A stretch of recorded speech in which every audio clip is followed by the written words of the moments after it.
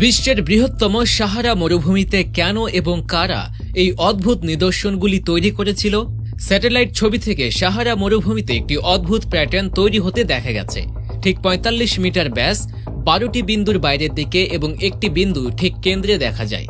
আশ্চর্যের বিষয় হলো মরুভূমির মাঝখানে এত নির্ভুলতার সাথে তৈরি করা এই প্যাটার্নটি শুধু একটি নয়। একটু জুম আউট করলে দেখা গেল একটি সরল রেখায় তৈরি করা হয়েছে ৮টি অভিন্ন প্যাটার্ন। এই সমস্ত প্যাটার্নের আকৃতি, আকার ও ব্যাস একই এবং এটি সর্বোপরি এই সমস্ত নিদর্শনগুলির মধ্যে ঠিক ৪২০ মিটার দূরত্ব রয়েছে।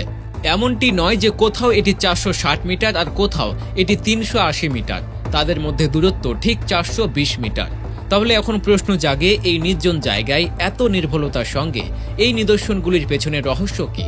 আপনার তথ্যের জন্য আমরা আপনাকে বলি যে সাহারার এই অংশটি আলজেরিয়াতে অবস্থিত, যেখানে এই প্যাটার্নটি ইনসালাহ নামে একটি ছোট বসতি থেকে ১৬০ কিলোমিটার গভীরে রয়েছে। ক্রিস্টোফার হবসন নামে একজন প্রযোজক ছিলেন। ২০২১ সালে গুগল আর্থ এই সার্কেলগুলি প্রথমে দেখেছিলেন। তখন তিনি সেগুলির আরও গভীরে যাওয়ার সিদ্ধান্ত নিয়েছিলেন। প্রথমত, এটি আসলেই মাটিতে আছে কিনা বা স্যাটেলাইটের কোনো ত্রুটির কারণে এমন নির্ভুল নমুনা দেখানো হচ্ছে কিনা তা জানা দরকার ছিল।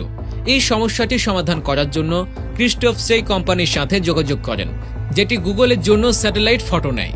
ম্যাক্স টেকনোলজির সিনিয়র পরিচালক নিশ্চিত করেছেন যে এটি স্যাটেলাইটের ত্রুটি নয়, তবে এই বৃত্তটি আসলে মাটিতে রয়েছে। এই তথ্য পাওয়া মাত্রই প্রথম সন্দেহ দূর হয়ে গেল। এখন এই নিদর্শনগুলির আসল বাস্তবতা খুঁজে বের করার জন্য প্রত্নতাত্ত্বিক, আলজেরিয়ান বিশেষজ্ঞ কর্মকর্তা এবং